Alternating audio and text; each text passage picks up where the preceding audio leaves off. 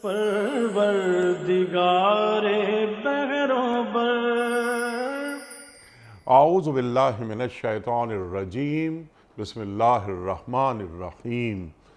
इन्नल्लाह व मलाइकतहु युसल्लूना अलन नबी या अय्युहल्लज़ीना आमनू सल्लू अलैहि वसल्लिमू तस्लीमा। अल्लाहुम्मा सल्लि अला सय्यिदिना व नबिय्यिना व शफीयना व मौलाना मुहम्मद व अला आले मुहम्मद व बारिक वसल्लिम। मोहतरम ख़वातीन व हज़रात, अस्सलामु अलैकुम। पैगाम सुबह के साथ एक बार फिर हाजिर मैं हूँ आपका मेज़बान अनीक अहमद। ख़वातीन व हज़रात, रोज़ाना आपकी खिदमत में हाजिर होते हैं अपने मुल्क के जय्यद उलमा के साथ।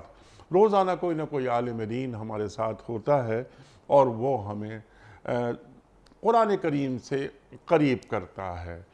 ख़वातीन व हज़रात, हमारे मुअज़्ज़ज़ उलमा अल्लाह इन्हें सलामत रखे कि तशरीफ़ लाते हैं और कुरान करीम के माना और मफ़ाहीम से हमें आगाह करते हैं।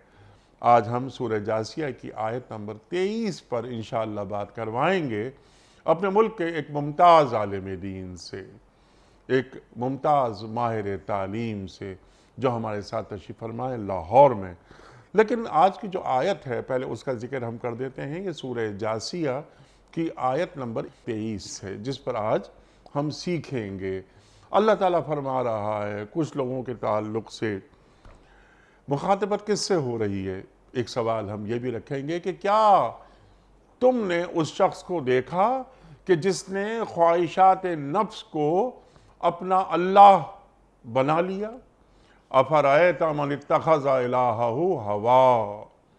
ये ख्वाहिशात नफ्स क्या होती हैं, ख्वाहिशात को अपना माबूद बना लेना क्या होता है। अल्लाह ताला की इताअत को छोड़कर क्या ख्वाहिशात की इताअत करने को ख्वाहिशात नफ्स का ग़ुलाम कहा जाता है। क्या अपनी ख्वाहिश की पैरवी करना, उसकी इताअत करना, क्या शिर्क की एक शक्ल है। हम ये भी सवाल रखेंगे। ख़वातीन व हज़रात, यहूद को किताब दी गई, शरीयत दी गई, पस पुश डाल दिया और उन्होंने क्या किया कि अपनी ख्वाहिशात को अपना माबूद बना लिया। इस पर भी बात करवाएंगे जिस कॉन्टेक्स्ट में ये आयत आ रही है। अल्लाह ताला फरमा रहा है कि ये इल्म रखते हैं, इल्म रखने के बावजूद हमने इन्हें गुमराही में फेंक दिया, इनके दिल और इनके कानों पर मोहर लगा दी, इनकी आंखों के आगे पर्दे डाल दिए। अल्लाहु अकबर, अल्लाहु अकबर। अल्लाह के बाद कौन है जो इन्हें हिदायत दे। इन्ना हुदल्लाह हुवल हुदा। इस पर भी बात करवाएंगे और सीखेंगे कि अल्लाह ताला की हिदायत के हवाले से सुन्नत क्या है। युदिल्लु बिही कसीरन व यहदी बिही कसीरा पे भी बात करवाएंगे। वमन तबिअ हुदाया फला खौफुन अलैहिम वला हुम यहज़नून पे भी बात करवाएंगे। ख़वातीन व हज़रात, हमारी खुशबख्ती तशरीफ़ फरमा है लाहौर में हमारे मुल्क का एक बड़ा नाम मोहतरम डॉक्टर मोहम्मद हम्माद लखवी साहब। डॉक्टर साहब पढ़ाते हैं पंजाब यूनिवर्सिटी में, डीन हैं, कई किताबों के मुसन्निफ़ मोहतरम डॉक्टर मोहम्मद हम्माद लखवी साहब। डॉक्टर साहब को खुश आमदीद कहते हुए प्रोग्राम का आगाज़ अल्लाह ताला के बाबरकत नाम से सूरह जासिया और आयत नंबर 23। आऊज़ु बिल्लाहि मिनश शैतानिर रजीम। बिस्मिल्लाहिर्रहमानिर्रहीम। अफ़रअयत मन इत्तख़ज़ इलाहहु हवाह व अदल्लहुल्लाहु अला इल्मिन व ख़तम अला समइही व क़ल्बिही व जअल अला बसरिही ग़िशावतन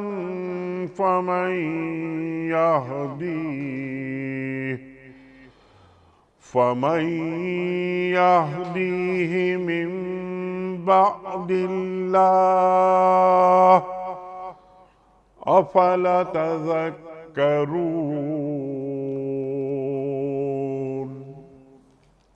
صدق اللہ العظیم۔ پھر کیا تم نے کبھی اس شخص کے حال پر غور کیا جس نے اپنی خواہش نفس کو اپنا اللہ بنا لیا اور اللہ نے علم کے باوجود اسے گمراہی میں پھینک دیا اور اس کے دل اور کانوں پر مہر لگا دی اور اس کی آنکھوں پر پردہ ڈال دیا۔ اللہ کے بعد اب اور کون ہے جو اسے ہدایت دے؟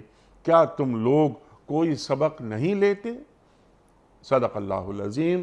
خواتین و حضرات، محترم ڈاکٹر صاحب کی خدمت میں اس سے پہلے کہ ہم آج کے پروگرام کے حوالے سے پہلا سوال رکھیں، کل کے پوچھے گئے سوال کا درست جواب اور آج کا سوال آپ کی خدمت میں۔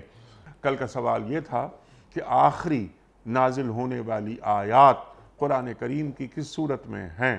درست جواب سورہ مائدہ میں۔ آج کا سوال نوٹ فرما لیجئے۔ زکوٰۃ کے کتنے مصارف ہیں؟ 4، 6 یا 8؟ جو درست جواب آپ سمجھتے ہوں روانہ فرمائیے۔ ہمارے فون نمبرز ہیں 0092213452709۔ ہمارا دوسرا فون نمبر ہے 009221343000980۔ ہمارا ای میل ایڈریس ps@duniatv.tv۔ ہمارا SMS کا نمبر 3031 اور ہمارا واٹس ایپ کا نمبر ہے 00923218250194۔ حضرت ڈاکٹر صاحب ارشاد فرمائیے، اللہ تعالیٰ کیا فرما رہا ہے یہ سورہ جاثیہ کی آیت نمبر 23 کے آغاز میں؟ ارشاد۔ بسم اللہ الرحمن الرحیم۔ دیکھیں، سورہ جاثیہ کے اندر اللہ کریم نے بنیادی طور پر جو آخرت کے احوال ہیں اس کے بارے میں تذکرہ فرمایا ہے، اور سورہ جاثیہ کا بنیادی موضوع جو ہے وہ آخرت اور عقیدہ آخرت اور آخرت سے انذار ہے۔ اور اس میں آخرت کے حوالے سے جب ہم خاص طور پر آیت نمبر 23 کو دیکھتے ہیں تو اس سے ما قبل اللہ کریم نے ایک بات یہ ارشاد فرمائی کہ جو مومن ہے وہ کافر کے برابر نہیں ہو سکتا، جو نیک ہے وہ بد کے برابر نہیں ہو سکتا، یعنی بد نیک کے برابر نہیں ہو سکتا۔ یہ اللہ کریم نے جو تقسیم کسی کے اعمال کی وجہ سے ہو گئی، تو وہ ظاہر ہے کہ دنیا میں کچھ لوگ اہل ایمان ہیں، کچھ اہل کفر ہیں، کچھ نیکی کرنے والے ہیں، کچھ بدی کرنے والے ہیں، کچھ حرام خور ہیں، کچھ حلال کا اہتمام کرنے والے ہیں۔ تو یہ سب لوگ جو ہیں ان کا قیامت والے دن ایک طرح کا احوال کیسے ہو سکتا ہے، یا پھر ان کے جو موت اور زندگی کے جو احوال ہیں وہ ایک طرح کے کیسے ہو سکتے ہیں؟ تو جب یہ ہو نہیں سکتے تو یہ ایک کیفیت، یہ ایک عقیدہ ہے، اور اس عقیدے کو جو شخص بھی تسلیم کر لے گا اس کا پھر زندگی کے اوپر اثر پڑے گا، اور جب زندگی کے اوپر اثر پڑے گا تو اس کی پوری زندگی اللہ تعالیٰ کی بندگی میں گزرے گی۔ اور جو شخص آخرت کو نہیں مانتا، اور اس شخص کی زندگی کا اور جو شخص آخرت کو مانتا ہے اس شخص کی زندگی کا بنیادی طور پر یہی فرق ہوتا ہے کہ ایک اللہ کی بندگی میں زندگی گزارتا ہے، اس کو آخرت کا خوف ہوتا ہے، آخرت کی جواب دہی کا خوف ہوتا ہے، لہٰذا وہ کبھی بھی اپنی خواہش نفس کے پیچھے نہیں چلتا، بلکہ وہ اللہ کریم کی بندگی کے پیچھے چلتا ہے، اللہ کے احکام کے پیچھے چلتا ہے، نبی اکرم صلی اللہ علیہ وآلہ وسلم کی دی ہوئی جو بھی تعلیمات ہیں ان کے پیچھے چلنے کی کوشش کرتا ہے۔ لہٰذا آخرت کی جو آخرت کو مان لینا، آخرت کو نہ ماننا، اس سے بنیادی طور پر پوری زندگی کے اوپر فرق پڑتا ہے تو اس کا تعلق موت کے ساتھ اور موت کی بعد کی زندگی کے ساتھ، لیکن یہ عقیدہ آخرت ایسا عقیدہ ہے کہ اس کے ساتھ انسان کی زندگی کا رنگ ڈھنگ بدل جاتا ہے، اور ظاہر ہے جس کو اللہ کی جواب دہی کا تصور ہوگا اور اللہ کے ساتھ جو آمنا سامنا ہونا اور اللہ کے ساتھ جواب دہی کا ایک خوف ہوگا، وہ ظاہر ہے وہ اس کی تیاری کرے گا، جیسے اللہ کریم نے فرمایا کہ وَأَمَّا مَنْ خَافَ مَقَامَ رَبِّهِ وَنَهَى النَّفْسَ عَنِ الْهَوَىٰ۔ خواہش نفس کو وہی روکتا ہے جس کو اللہ کے سامنے کھڑے ہونے کا ڈر پیدا ہو گیا، جواب دہی کا خوف پیدا ہو گیا، تو وہ اللہ تعالیٰ کے سامنے جواب دہی کے خوف سے جو پہلا طرز عمل اختیار کرتا ہے وہ یہ کہ اپنی خواہش نفس کو روک لیتا ہے۔ جب خواہش نفس کو روک لیتا ہے تو فرمایا فَإِنَّ الْجَنَّةَ هِيَ الْمَأْوَىٰ، وہ شخص جو ہے اس کا ٹھکانہ جنت ہوگا۔ تو یہ گویا جنت کا ایک ٹریک ہے۔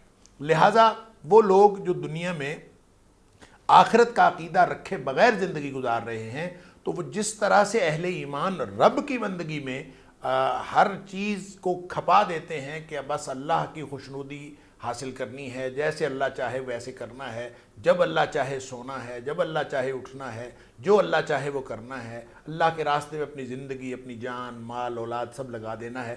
بالکل اس کے مقابلے میں ایک شخص جو ہے وہ جو اپنے خواہش نفس کے پیچھے چلتا ہے، اس کی بنیاد عقیدہ آخرت کا نہ ہونا ہوتا ہے، آخرت پر یقین نہ ہونا ہوتا ہے، جس کی وجہ سے وہ پھر اپنی زندگی یوں گزارتا ہے کہ جو دل کہے وہ کرنا ہے، جو دل میں آئے وہی کرنا ہے، جو دل کی خواہش ہو اس کو پورا کرنے کی کوشش کرنی ہے، جہاں دل نہ ہو اس طرف نہیں جانا۔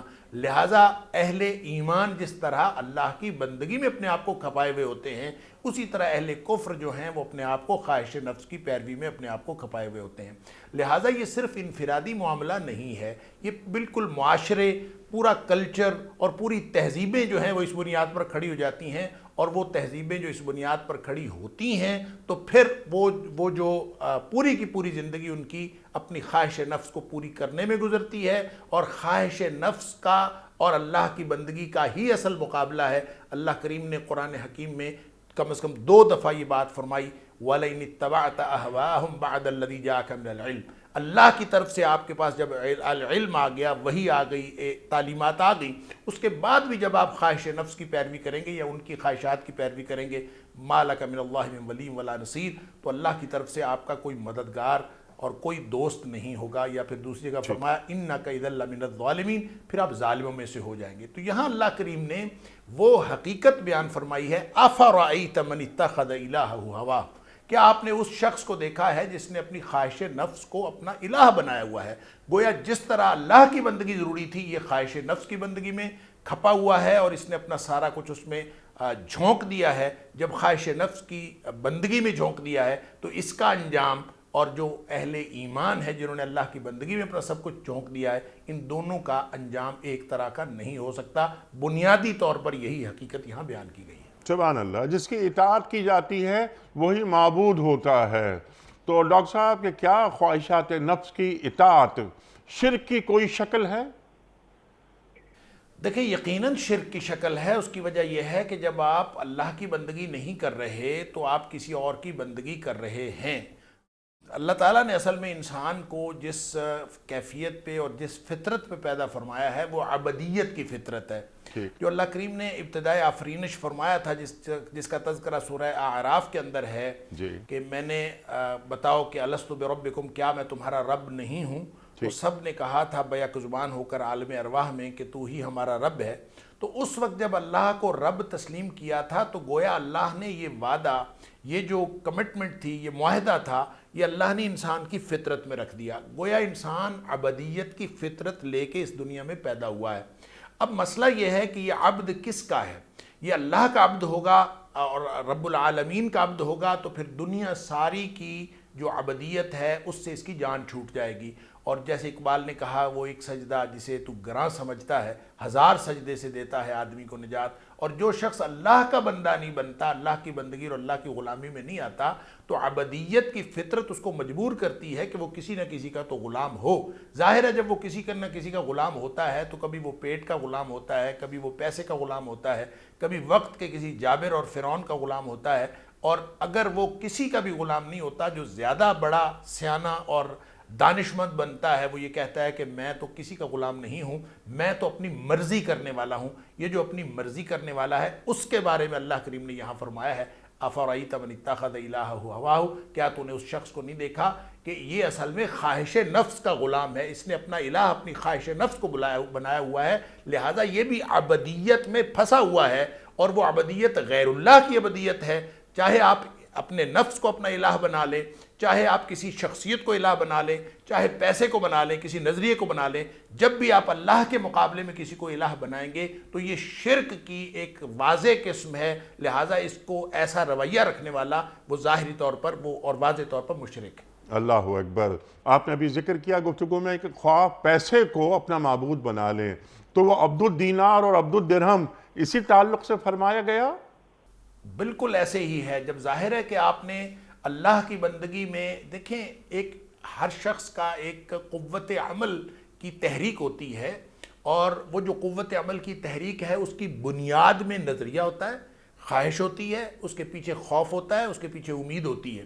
اگر یہ ساری چیزیں، آرزویں، تمنائیں، امیدیں، خوف، اگر یہ سب کچھ اللہ کے ساتھ جڑا ہے تو انسان توحید کے اوپر کاربند ہے، پھر انسان جو ہے اللہ کو ماننے والا ہے، اللہ کا بندہ ہے۔ اگر یہ ساری چیزیں کسی اور چیز کے ساتھ وابستہ ہیں، وہ چاہے درہم و دینار ہوں، اور چاہے وہ اقتدار ہو، چاہے وہ حب جاہ اور حب مال ہو، وہ کوئی بھی چیز ہو جس کے ساتھ کوئی یہ آرزویں، تمنائیں، امیدیں، خوف سب اس کے ساتھ وابستہ ہو جائیں، تو اس کا مطلب ہے انسان نے اللہ کی بندگی چھوڑ کر ان چیزوں کی بندگی شروع کر دی ہے، اور ان مادی چیزوں کو انسان نے اپنا خدا بنا لیا ہے۔ میں تو یہ سمجھتا ہوں کہ جو مشرکین مکہ تھے تو بڑے سادے مشرک تھے کہ انہوں نے اپنا جو معبود بنائے ہوئے تھے وہ سادہ سامنے نظر آنے والے بت تھے۔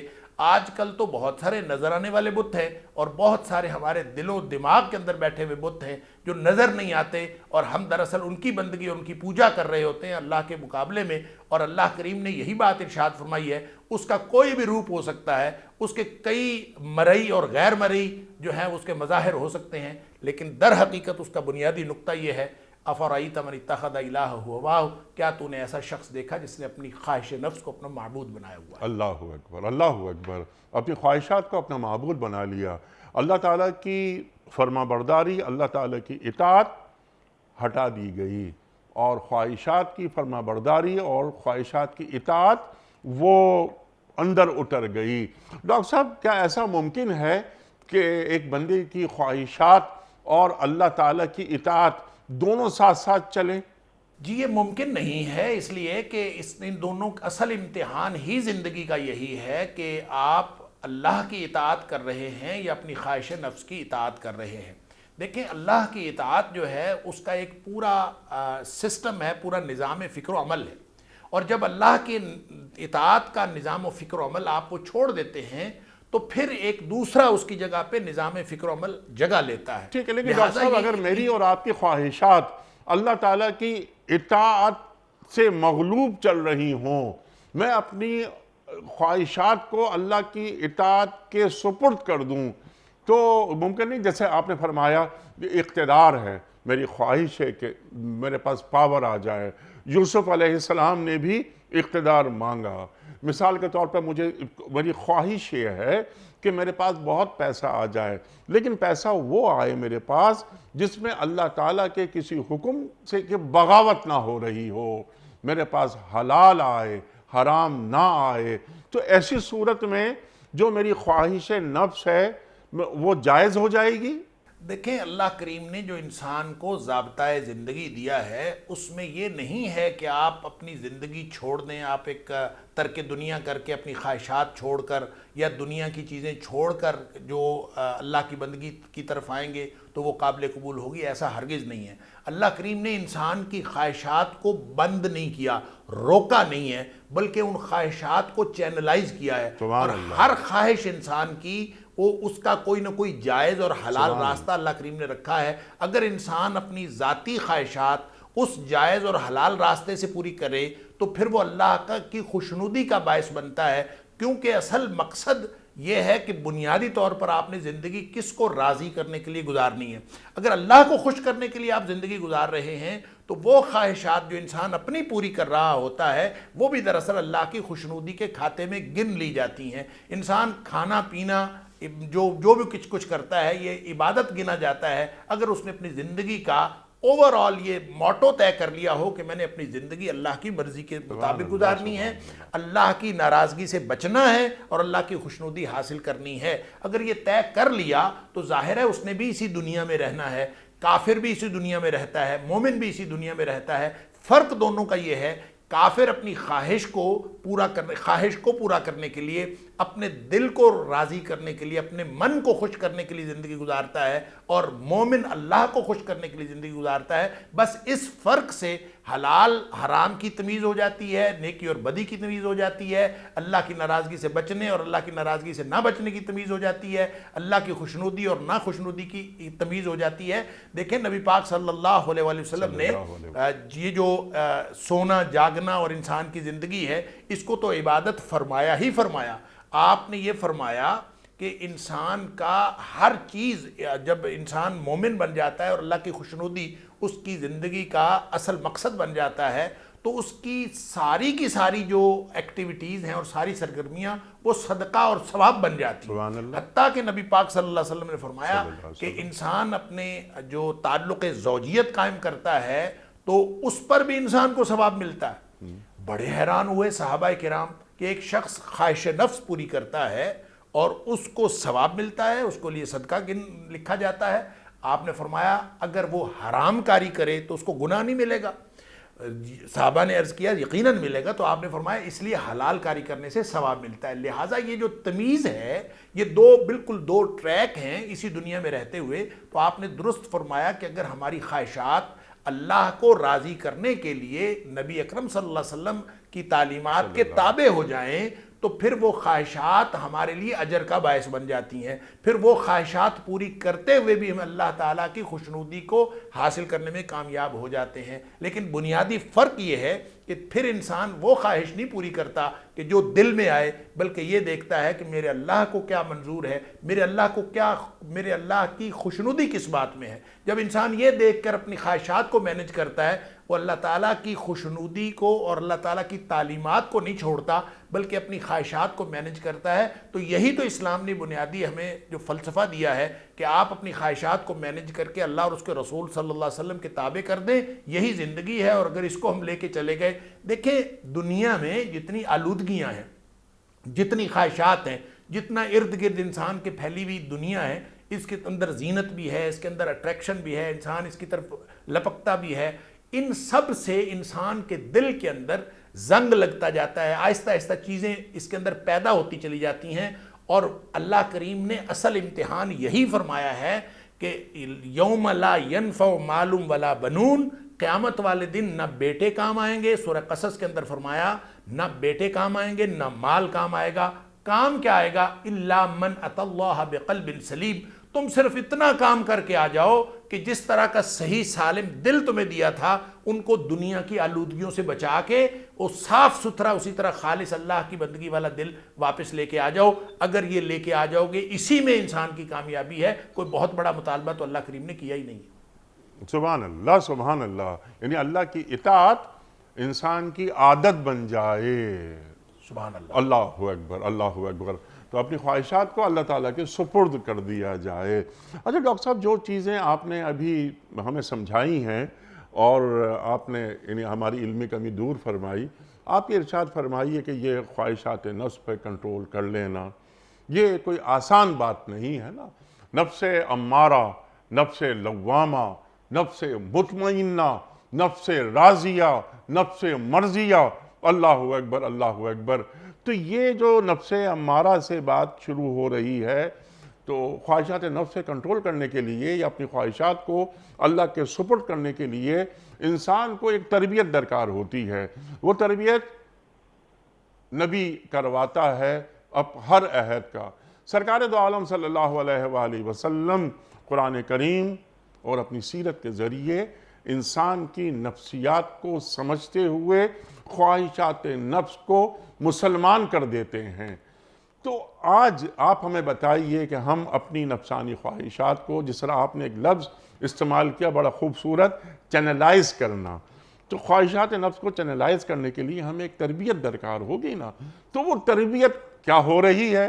پہلا سوال تو میرا یہ ہے کہ ہمارے معاشرے میں، ہمارے گھروں میں، ہماری ریاست میں یا امت کی سطح پر خواہشات کو کنٹرول کرنا، نفس پر پہلا قدم، دوسرا قدم جنت میں۔ اللہ اکبر، ارشاد فرمائیے۔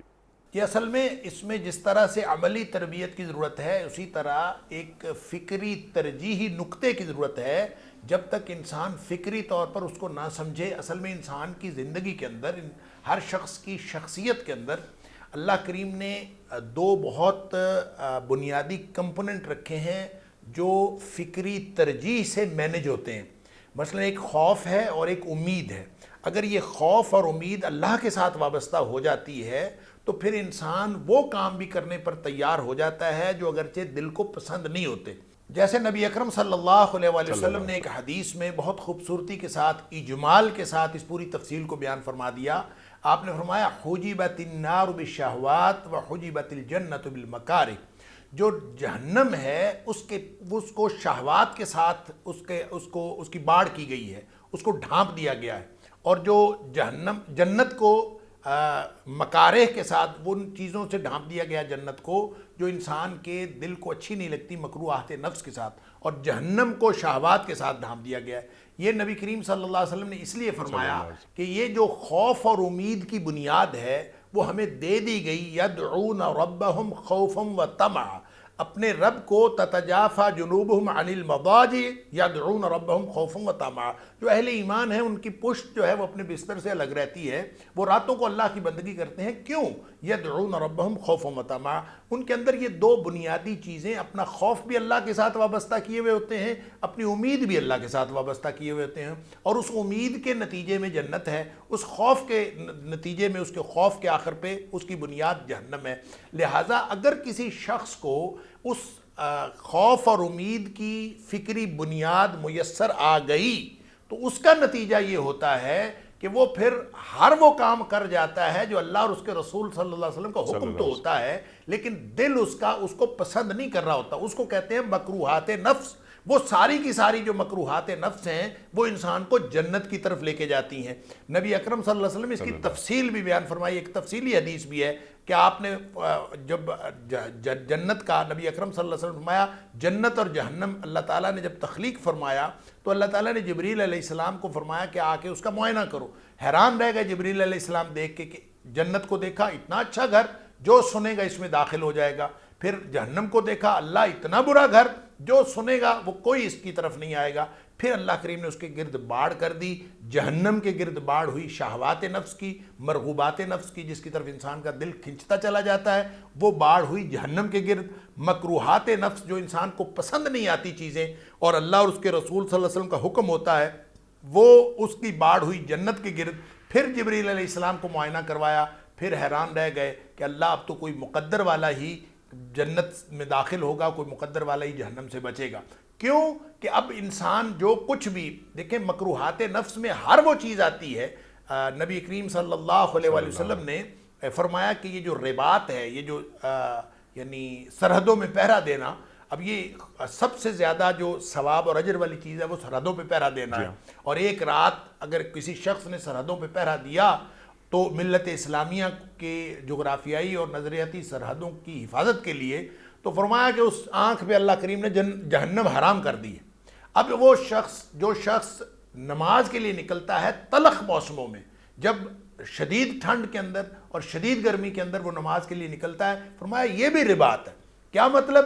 پوری زندگی چھوٹے چھوٹے اعمال وہ بھی اصل میں اسی کھاتے میں شمار ہوتے ہیں جب انسان کا دل اس کی طرف چاہ نہیں رہا ہوتا، لیکن وہ اللہ کی مرضی سے اپنے دل کو اس کی طرف راغب کرتا ہے. تو وہ ساری ناپسندیدہ باتیں جو انسان کا نفس پسند نہیں کرتا، اللہ اور اس کے رسول صلی اللہ علیہ وسلم کا حکم ہے تو وہ صرف اس لیے کرتا چلا جاتا ہے، یہ اس کو جنت کے قریب سے قریب تر کرتا چلا جاتا ہے. جب انسان مرغوبات نفس، خواہشات نفس کے پیچھے چلتا ہے، آپ نے نفس امارہ کا ذکر کیا تو قرآن کہتا ہے وَإِنَّ النَّفْسَ لَأَمَّارَةٌ بِالسُّوءِ. جو نفس ہے وہ ہمیشہ برائی کی طرف لے کے جاتا ہے، برائی کی طرف کھینچ کے لے کے جاتا ہے. اور تو یہی ہے مرغوبات نفس. جو شخص مرغوبات نفس کے پیچھے چلا تو ظاہر ہے وہ اس کو کھینچ کر وہ ایسی پھسلن میں ڈال دیں گے جیسے یہ ایک سلائیڈ ہوتی ہے، واٹر سلائیڈ آج کل کے دور میں بڑی شاندار مثال ہے اس کی. جب انسان اس میں ایک دفعہ اپنے آپ کو پھسلن میں ڈال دے تو وہ پھسلتا ہوا انسان گڑھے میں جا گرتا ہے. تو مرغوبات نفس اصل میں وہ پھسلن ہے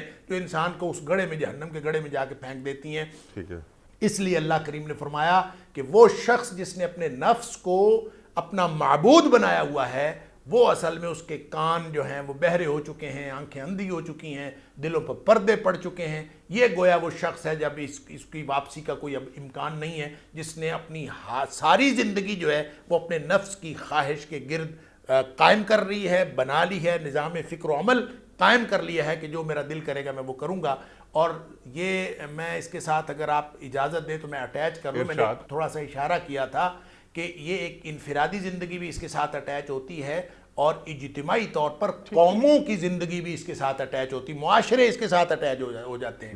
مثلا اگر آپ مغرب کی پوری زندگی ان کا نظام فکر و عمل دیکھیں تو وہ اصل میں خواہش نفس کی تکمیل پر مبنی ہے۔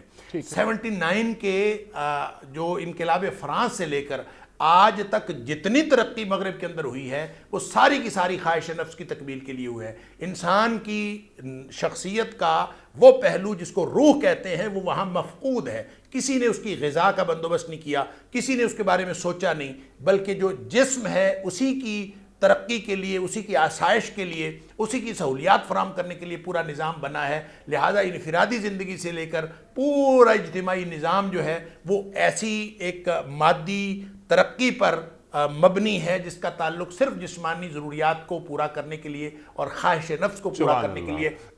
اس سے بڑا نظام ہے ہی نہیں۔ اسی کو اقبال نے شاخ نازک کہا ہے، اور وہ جو اقبال کہتا ہے کہ دیار مغرب کے رہنے والوں، خدا کی بستی دکان نہیں ہے، کھرا جسے تم سمجھ رہے ہو وہ زر کمایار ہوگا، تمہاری تہذیب اپنے خنجر سے آپ ہی خودکشی کرے گی، شاخ نازک پہ جو آشیانہ بنے گا ناپائیدار ہوگا۔ جی سبحان اللہ، روٹی کے ساتھ ساتھ انسان کو کلمے کی بھی ضرورت ہوتی ہے، یہ مسیح علیہ السلام کا قول ہے۔ تو ڈاکٹر صاحب یہ بہت اچھی باتیں آپ نے بیان فرمائی، تمام چیزیں، یعنی یہ قال اللہ اور قال الرسول، یہ اللہ تعالیٰ نے فرمایا یا اللہ کے رسول صلی اللہ علیہ وآلہ وسلم نے فرمایا۔ میرا ایک آپ سے سوال بڑا مؤدبانہ یہ تھا کہ تربیت ہوتی ہے نا ایک انسان کی، تمام باتیں یہ قرآن کریم میں موجود ہیں، احادیث کی جو کتب ہیں ان میں ہم دیکھ لیتے ہیں، آپ جیسے علماء سے ہم سیکھ لیتے ہیں، لیکن چلتا پھرتا کردار، یہ چیزیں انسان کی شخصیت کا حصہ کیسے بنتی ہیں؟ کونوا مع الصادقین، ایک بات تو یہ کہ اللہ والوں کی صحبت میں بیٹھ کے آدمی سیکھے۔ آپ تو علمی فکری بات کر رہے تھے کہ یہ فکری یعنی عملی بعد میں ہے، علمی اور فکری پہلے ہوتا ہے کہ میں پہلے اپنی فکر کو مضبوط کر لوں، میری ہارڈ ڈسک میں چلا جائے کہ یہ کائنات اللہ تعالیٰ نے تخلیق کی ہے اور ہماری نفسیات کو اللہ سے زیادہ کوئی اور جان سکتا ہے؟ یہ ہو ہی نہیں سکتا۔ اب سوال یہاں پر یہ پیدا ہوتا ہے جو اللہ تعالیٰ یہاں فرما رہا ہے کہ یہ لوگ علم رکھتے تھے، اللہ نے ان کے علم کے باوجود انہیں گمراہی میں پھینک دیا۔ اللہ اکبر، علم رکھتے تھے، چیزوں کو جانتے ہیں۔ ذرا جوڑ لیتے ہیں حالات حاضرہ سے، لمحہ موجود سے، کہ بہت سارے لوگ علم رکھتے ہیں، چیزیں جانتے ہیں، وہ سوشل سائنسز ہوں یا فزیکل سائنسز ہوں، بہت چیزوں کو جانتے ہیں، لیکن خواہشات نفس کی عبادت اور اتباع وہ کرتے رہتے ہیں، تو اللہ تعالیٰ انہیں گمراہی میں پھینک دیتا ہے۔ اور جیسا آپ نے فرمایا، قرآن کریم فرما رہا ہے کہ ان کی آنکھوں پر، ان کے کانوں پر مہر لگ جاتی ہے، آنکھوں کے آگے پردے پڑ جاتے ہیں۔ اللہ اکبر، اللہ کی ہدایت سے محروم ہو جاتے ہیں۔ ہدایت پہ بھی آپ سے بات کروائیں گے، لیکن تربیت، وہ چلتے پھرتے کردار جو ہمیں اپنے بچپن میں نظر آتے تھے، ان گلیوں میں، ان محلوں میں، ان شہروں میں، ان قصبوں میں، کہ جو خواہشات نفس کو معبود بنانا اپنے لیے کفر یا عمل سمجھتے تھے، وہ کہاں ہیں شخصیات؟ وہ شخصیات پیدا کیسے ہوتی ہیں؟ دیکھیں، یہ یقیناً آپ نے درست فرمایا کہ یہ جو عملی تربیت کا نظام ہے یہ تو نسل در نسل چلتا ہے۔ نبی اکرم صلی اللہ علیہ وسلم نے عملی تربیت فرمائی صحابہ کرام کی، صحابہ کرام نے عملی تربیت فرمائی تابعین عظام کی، پھر آگے تربیت ہوئی تبع تابعین عظام کی۔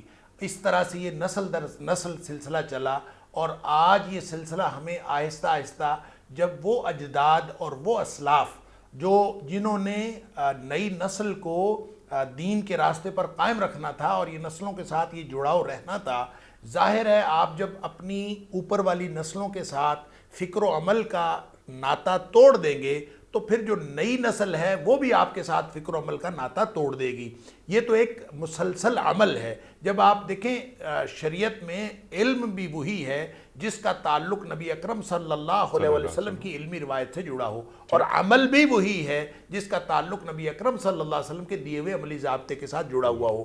اگر ہم اس سے خود ہی ٹوٹ گئے ہیں, ہم نے کسی اور نظام فکر کو اپنا لیا ہے, اور جو ہمیں وہ بزرگ, وہ اسلاف جو دراصل ہمیں نبی اکرم صلی اللہ علیہ وسلم کی سنت کے ساتھ جوڑنے والے تھے, جن کا کردار ایسا تھا کہ وہ فجر سے لے کر رات عشاء تک ان کے جتنے معمولات تھے وہ ہمیں نبی اکرم صلی اللہ علیہ وسلم کی سنتوں کو یاد کرواتے تھے, اور ان کے کردار سے ہمیں نبی اکرم صلی اللہ علیہ وسلم کی سنت کی خوشبو آتی تھی, اور اس کے ذریعے سے جو پورا خاندان ہے وہ آہستہ آہستہ جڑا رہتا تھا. وہ تو ہمارے ہاں مفقود ہوتا جا رہا ہے. جس طرح سے آج کی نسل دین سے بیزار اور دین سے دور ہے, آپ اگلی نسل سے کیا توقع کریں گے کہ وہ نسل جو کبھی ہمارے ہاں وہ چیز باقی رہے گی. لہٰذا اس کو باقی رکھنے کے لیے دو چیزیں بہت امپورٹنٹ ہیں. وہ اگر پچھلی نسلوں نے کیا تو وہ دین پر قائم رہے اور لوگوں کو اس عملی تربیت کے ساتھ جوڑے رکھا. اگر ہم آج کر لیں گے تو ہم اسی عملی تربیت کے ساتھ جڑے رہیں گے. اگر کل جو ہماری نسلیں کر لیں گی تو حالات جس طرح کے مرضی گمبھیر ہو جائیں وہ ان کے ساتھ جڑے رہیں گے. اور وہ دو چیزیں کیا ہیں؟ ایک اللہ کا قرآن ہے اور ایک نماز کا, 5 وقتہ نماز کا اہتمام ہے. ان الصلاۃ تنہی عن الفحشاء والمنکر. نماز وہ تربیت نظام, عملی تطہیر کا ایک شاندار سسٹم ہے کہ انسان اگر نماز پر قائم رہے تو آہستہ آہستہ وہ تطہیر ہوتی رہتی ہے, اس کے فکر و عمل کے اندر پاکیزگی اس کے اندر شامل ہوتی رہتی ہے. اور دوسرا اللہ کا قرآن ہے, ان ھذا القرآن یہدی للتی ہی اقوم. یہ قرآن کے اندر وہ طاقت ہے کہ یہ لے جاتا ہے اس راستے پر جو سیدھا رستہ ہو. لہٰذا میں اور آپ آج کی نسلیں اگر ہم قرآن اور نماز کے ساتھ جڑے ہیں, یا ہماری کل آنے والی نسلیں قرآن اور نماز کے ساتھ جڑی ہیں, تو سمجھ لیں کہ ہم اس عملی ضابطے کے ساتھ جڑے ہیں جو نبی اکرم صلی اللہ علیہ وسلم نے ڈاکٹر صاحب یہاں پر اب سوال, جو آپ کی گفتگو سے مربوط سوال, قرآن کریم پڑھا جا رہا ہے آج بھی, ہمارے معاشرے اتنے بانجھ نہیں ہوئے, نمازیں پڑھی جا رہی ہیں, قرآن کریم کے جو قراء ہیں وہ بھی ہمیں, یعنی قاری قرآن ہمیں نظر آتا ہے خواہشات نفس کا غلام. ہمیں نمازیں پڑھنے والے لوگ وہ بھی نظر آتے ہیں جب مسجد سے باہر نکلتے ہیں تو محسوس یہ ہوتا ہے, بلکہ محسوس کیا, بہت سے افراد اس کا اقرار بھی کرتے ہیں کہ جب ہم نماز پڑھتے ہیں تو دوران نماز بھی ہمیں ہماری خواہشات اکساتی رہتی ہیں. تو اس پر کنٹرول کرنا, میں اس جانب یہ اشارہ کر رہا تھا. آپ نے کیا اچھی بات فرمائی کہ سرکار دو عالم صلی اللہ علیہ وآلہ وسلم نے صحابہ کی تربیت فرمائی, رضوان اللہ تعالی اجمعین. تو صحابہ جب ایک دوسرے سے جدا ہوتے تھے تو اس سے قبل وہ سورہ عصر کی تلاوت کرتے تھے, ایک دوسرے کو سناتے تھے. چلتا پھرتا کردار, غیر ملکی وفد پوچھتا ہے کہ تمہاری کتاب کہاں ہے؟ یہ ابو ہریرہ جا رہے ہیں, یہ ہے ہماری کتاب, یہ ہے چلتا پھرتا قرآن. دیکھیں بالکل آپ ٹھیک فرما رہے ہیں. قرآن جو ہے وہ پڑھنے کی کتاب نہیں ہے, وہ صرف قرات کرنے کی کتاب نہیں ہے, وہ تو عمل کی کتاب ہے. وہ تو اللہ کریم نے ہدایت کے لیے نازل فرمائی ہے. اور اگر جیسے میں نے پہلے عرض کیا, اگر اس نے فکری ترجیحی نقطہ یہ حاصل نہیں کیا کہ میری زندگی کا مقصد اللہ کی رضامندی ہے اور اللہ کی ناراضگی سے بچنا ہے, اگر اس بات پر اپنی زندگی کو قائم نہیں کیا اور اس پر زندگی کو استوار نہیں کیا, تو بھلے قرآن پڑھتا رہے, بھلے نمازیں پڑھتا رہے, اس کو کوئی فائدہ نہیں. وہ نمازیں کسی اور مقصد کے لیے پڑھ رہا ہے, وہ اللہ کو راضی کرنے کے لیے نہیں پڑھ رہا. وہ قرآن پڑھ رہا ہے, وہ کسی اور مقصد کے لیے, ہو سکتا ہے اس کو کوئی اچھی نوکری ملی ہو, کوئی اور مسئلہ ہو. یہ ساری چیزیں یہ دنیا کو دکھانے کے لیے کہ میں نیک ہوں, جب تک وہ یہ طے نہیں کرے گا. اور یہ جب ہم اشہد ان لا الہ الا اللہ وحدہ لا شریک لہ واشہد ان محمد عبدہ ورسولہ, یہ کلمہ پڑھ کے جب ہم دین اسلام میں داخل ہوتے ہیں تو دراصل ہم اللہ کے ساتھ یہ معاہدہ کرتے ہیں کہ اللہ اس سے پہلے جو زندگی گزر رہی تھی وہ اپنی من مرضی سے گزر رہی تھی. آج ہم نے یہ کلمہ پڑھ لیا ہے, آج کے بعد یہ تیرے رسول صلی اللہ علیہ وسلم کی سنت کے مطابق اور تیری مرضی کے مطابق گزرے گی. یہ اصل میں معاہدہ ہی اس بات کا ہے. اگر ہم نے بنیادی طور پر اس معاہدے پر عمل نہیں کیا تو بھلے قرآن پڑھتے رہیں, بھلے ہم نمازیں پڑھتے رہیں, اس کا کوئی فائدہ نہیں. سبحان اللہ. قرآن کریم مومن کو عمل میں دیکھنا چاہتا ہے کہ اس کا عمل کیا ہے. یا ایھا آمنوا لما تقولون ما لا تفعلون کبر مقتن عند اللہ ان تقولوا ما لا تفعلون۔ اچھا ڈاکٹر والذین صاحب، جاہدوا فینا لنہدینہم سبلنا، جو کوشش کرتے ہیں عملی وہ ہمارے راستے کی طرف سبحان آتے ہیں۔ اللہ، والذین جاہدوا فینا لنہدینہم سبلنا، اللہ تعالیٰ راستے کھولتا چلا جاتا ہے جو اللہ کی طرف آنے کے لیے راغب ہو جاتا ہے۔ ڈاکٹر صاحب بالکل لاسٹ منٹ اب چل رہے ہیں کیونکہ بہت بڑا موضوع ایک باقی رہ گیا ہے۔ ایک تو یہ بات اللہ تعالیٰ نے یہ فرما دی کہ جو لوگ خواہشات نفس کی عبادت کرتے ہیں، اپنا معبود بنا لیتے ہیں، ان کے دلوں پر اور ان کے کانوں پر اللہ مہر لگا دیتا ہے علم کے باوجود، اور ان کی آنکھوں کے آگے پردے ڈال دیتا ہے۔ اللہ فرماتا ہے کہ اللہ کے بعد کوئی اور ہے انہیں ہدایت دینے والا؟ اللہ اکبر، جب اللہ کی ہدایت انہیں نصیب نہیں ہوئی تو کوئی اور ہدایت انہیں کیسے نصیب ہو سکتی ہے؟ اور ہدایت بس وہی جو من جانب اللہ ہو، ان ھدی اللہ ھو الھدی۔ دیکھیے یہ جو علی علم ہے، اس کے بارے میں آپ مفسرین نے دو پہلو لکھے ہیں اور دونوں ہی ضروری ہیں سمجھنے۔ ایک تو یہ ہے کہ اللہ کے علم میں پہلے سے بات یہ موجود تھی کہ یہ شخص، اس کا کردار ایسا ہوگا جس کو ہم تقدیر کہتے ہیں، اور جو اللہ کریم نے پہلے سے لکھی بھی ہے، اور اللہ کا علم ہے تقدیر، اور اس میں یہ بات موجود تھی کہ اس شخص کا کردار ایسا ہوگا، اور اسی علم کے مطابق ہوا، اور یہ شخص بالآخر گمراہی کا شکار ہو گیا اپنے کرتوتوں کی وجہ سے، اپنے کردار کی وجہ سے۔ دوسرا اس کا جو معنی ہے وہ بہت ہی اہم، اور آج کے دور میں جس کی طرف آپ نے بھی اشارہ کیا کہ کوئی شخص نیچرل سائنسز کا عالم ہو سکتا ہے، بہت بڑے علوم و فنون کا عالم ہو سکتا ہے، لیکن اس کے باوجود گمراہ ہو سکتا ہے۔ اس کا یہ ظاہری مفہوم ہے، اور یہ تفسیر کے اس پہلو کو بہت ہی غور سے، اور آج کے دور میں یہ زیادہ اہمیت اختیار کر گیا ہے کہ علم ہونے کے باوجود جس شخص کے پاس علم ہے، اس کے پاس ڈگریاں ہیں، تو وہ ڈگریاں اس کی ہدایت کی نشانی نہیں ہے، اس کی ہدایت کی دلیل نہیں ہے۔ وہ دنیا ہو سکتا ہے بہت بڑا سائنسدان ہو لیکن پھر بھی گمراہی پر ہو، وہ ہو سکتا ہے بہت بڑی ڈگریاں لے کے بیٹھا ہو، بہت بڑا عہدہ اس کے پاس ہو، اور اس کے پاس دنیا کائنات کے علوم ہوں، لیکن وہ گمراہی پر ہو، اس لیے کہ ہدایت وہ ہے جو اللہ تعالیٰ دیتا ہے، اور جو قرآن اور نبی پاک صلی اللہ علیہ وسلم کے ساتھ جڑی ہے۔ اگر کسی شخص کی زندگی دیکھیں، اسلام جو ہے، جو نبی اکرم صلی اللہ علیہ وسلم کی تعلیمات اور اللہ تعالیٰ کے احکام پر مبنی ہے، یہ اسلام، اس کا تعلق ہر شخص کی زندگی کے ساتھ ہے، یہ اسلامیات کے ساتھ نہیں ہے کہ کوئی شخص اسلامیات پڑھے گا تو اس کے ساتھ تعلق ہے، جو کیمسٹری پڑھے گا اس کے ساتھ کوئی تعلق نہیں، جو نیچرل سائنسز پڑھے گا اس کے ساتھ کوئی تعلق نہیں۔ اسلام وہ دین ہے جس کا تعلق زندگی کے ساتھ ہے۔ اگر زندگی میں دین داخل ہوتا ہے تو وہ شخص چاہے ڈاکٹر بنے، چاہے انجینئر بنے، اس کی زندگی میں اسلام ہونا چاہیے، وہ پھر ہدایت یافتہ ہوگا انشاءاللہ۔ اور اگر کوئی شخص زندگی ایسی گزار رہا ہے جس کا تعلق نہ اللہ کی تعلیمات کے ساتھ ہے، نہ نبی پاک صلی اللہ علیہ وسلم کی تعلیمات کے ساتھ ہے، نہ اس کا مقصد اللہ کی رضا ہے، نہ اللہ کی ناراضگی سے بچنا، اس کے ان علوم کے اندر سے خدا کو اور خدا کے تصور کو اور آخرت کے تصور کو مائنس کر دیا گیا ہے۔ وہی میتھمیٹکس، وہی فزکس، وہی کیمسٹری جو اللہ کی خوشنودی کا باعث ہو سکتے ہیں، جب انسان اس کے ذریعے سے اللہ کی وحدانیت تک پہنچے، اور اللہ کی وحدانیت تک پہنچنے کے لیے انہی علوم کو استعمال کرے۔ کوئی دنیا کا علم ایسا نہیں ہے جو اللہ تعالیٰ کی وحدانیت کی طرف نہ لے کے جاتا ہو، لیکن ہم نے اس میں سے اللہ کا تصور، خدا کا تصور مائنس کر کے اس کو ایسا بنا دیا ہے جو سوائے گمراہی کے اور کچھ نہیں رہ گیا۔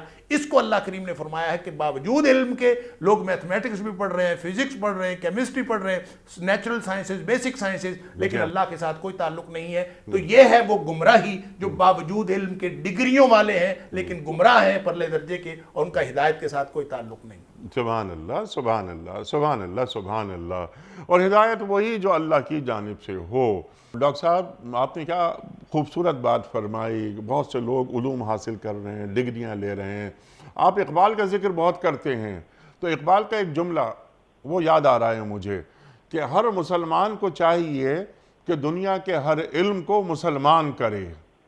سبحان اللہ۔ تو یہ ہمارے جو نیچرل سائنسز ہیں، فزیکل سائنسز ہیں، ان کو پڑھنا چاہیے، ضرور پڑھنا چاہیے، بلکہ اس کے ذریعے تسخیر کائنات کرنا چاہیے جو قرآن کریم کو ہم سے مطلوب ہے، لیکن خواہشات کا غلام نہیں بننا چاہیے۔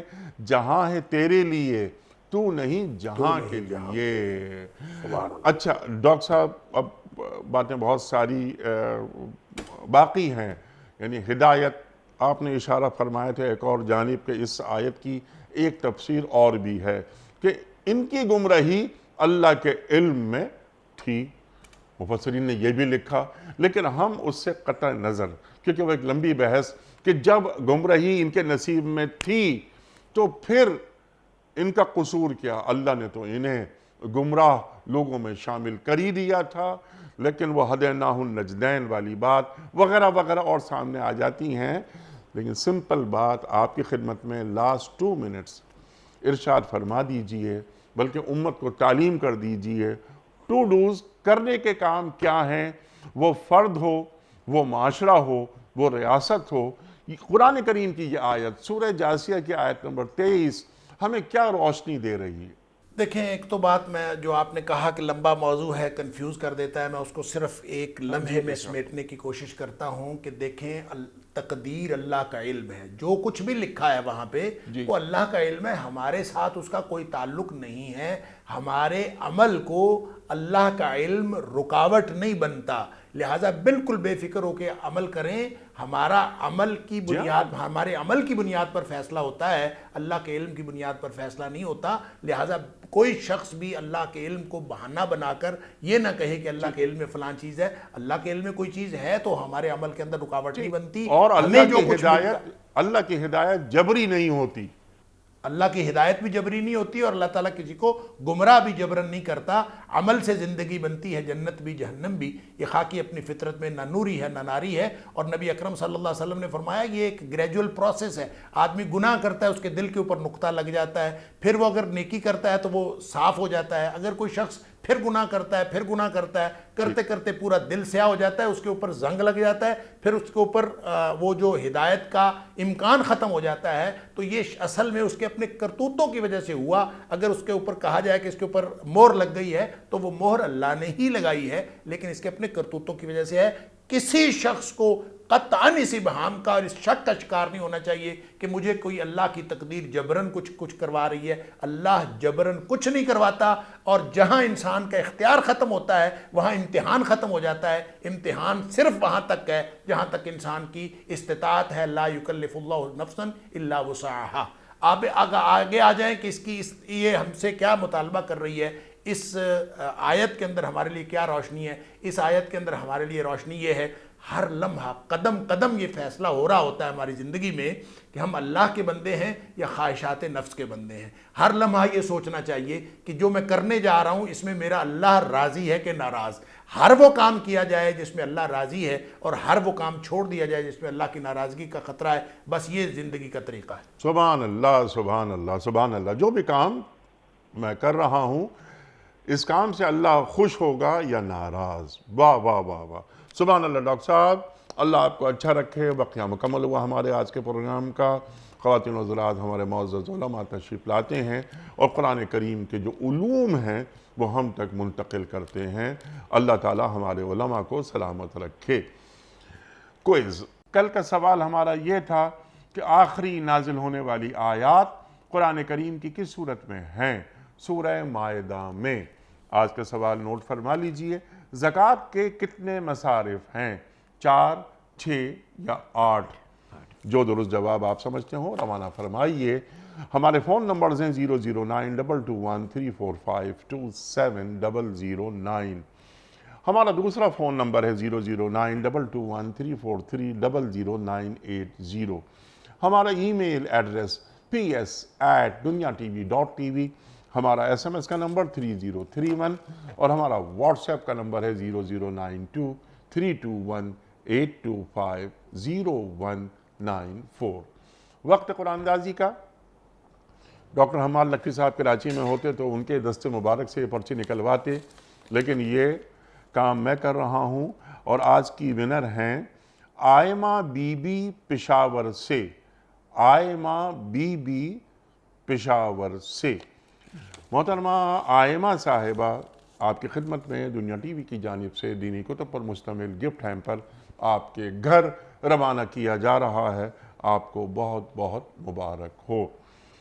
پروگرام کا اختتام ہوتا ہے روزانہ ایک قول پر، اور وہ قول ہوتا ہے صاحب نہج البلاغہ امیر المومنین حضرت علی مرتضیٰ کرم اللہ وجہہ کا۔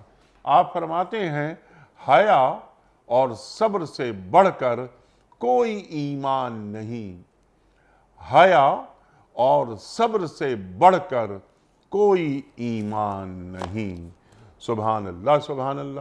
اپنے میزبان انیق احمد کو کل تک کے لیے اجازت دیجیے۔ خدا حافظ۔ پروردگار بحروں پر